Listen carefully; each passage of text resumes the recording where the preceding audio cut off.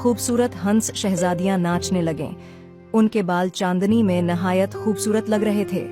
शहजादे ने सोचा, अगर मैंने फिरती से काम न लिया तो ये लड़कियां जितनी तेजी से आई हैं इतनी ही तेजी से वापस चली जाएंगी और मैं हाथ मिलता रह जाऊंगा।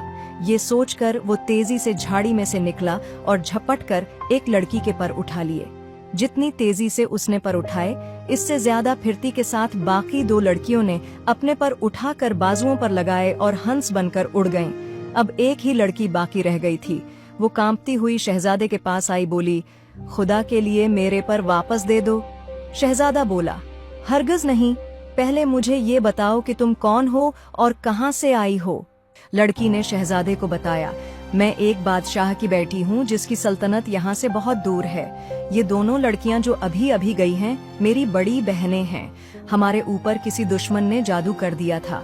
वो हमें मजबूर करता था कि हम हंस का भेस बदल कर यहाँ आएं और इस खूबसूरत बाग के किसी दरख्त की एक एक शाख तोड़ कर ले जाएं। जादूगर ने कहा था कि जब तुम्हारे परों को किसी इंसान का हाथ लग जाएगा तो तुम्हारे ऊपर से जादू का असर खत्म हो जाएगा। लड़की शहजादे से बातें कर रही थी और शहजादा उसे गौर से देख रहा था। लड़की इतनी खूबसूरत थी कि शहजादे ने फैसला कर लिया कि वो शादी करेगा तो इसी से।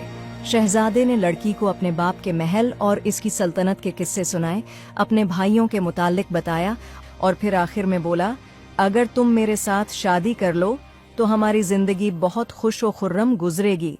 शहजादी बोली, इस वक्त तो मुझे अपने घर जाना है। अगर तुम मुझसे शादी करना चाहते हो तो तुम्हें मुझे तलाश करना पड़ेगा। मेरे बाप का मुल्क दुनिया के उस पार है और उसका नाम है कहकशां।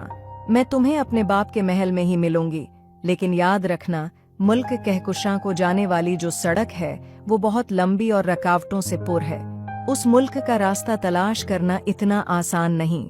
शहजादा बोला, कोई अता पता तो बताओ। शहजादी बोली, चांद से परे, सूरज से भी परे, उस जगह से भी आगे जहाँ से हवाएं और आंधियां आती हैं, मेरा मुल्क है। ये कहते हुए शहजादी जरा पीछे हटी। शहजादा बेध्यान हो गया था।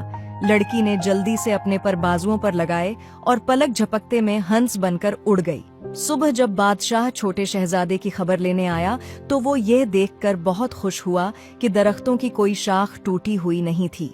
बादशाह ने शहजादे की बहुत तारीफ की, लेकिन शहजादा तो शहजादी के गम में उदास था।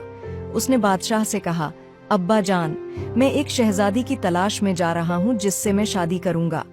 बादशाह ने उसे रोकने की बहुत कोशिश की, बहुत समझाया, लेकिन शहजादा न माना और वो सफर पर चल पड़ा। जिस घोड़े पर वो सवार था वो बहुत तेज रफ्तार था, लेकिन शहजादा उस कदर बेचैन था कि उसे घोड़े की रफ्तार सुस्त महसूस हो रही थी। 7 रोज के बाद आखिर वो एक ऐसे इलाके से गुजरा जहाँ दूर दूर तक आबादी न थी। हर तरफ पत्थर और चट्टानें थीं। अब उसे कुछ उम्मीद हुई कि शायद शहजादी ऐसे ही किसी इलाके में रहती हो।